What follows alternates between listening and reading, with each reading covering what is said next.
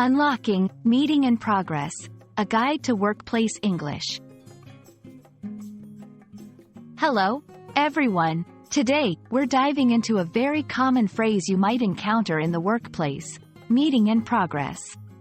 Understanding this phrase is key to navigating office culture and etiquette, especially for English language learners.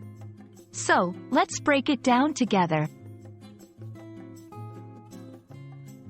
The phrase, meeting in progress, is used to indicate that a meeting is currently taking place.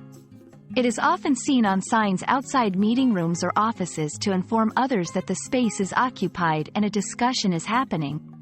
This phrase helps maintain privacy and minimize interruptions. When you come across a meeting in progress sign, it's important to understand the context. This means, respecting privacy, do not enter the room or knock unless it's an emergency. Minimizing noise. Keep your voice down near the meeting area to avoid disturbing the participants. Patience is key. If you need to speak with someone in the meeting, wait until it is over or send a message asking to meet later.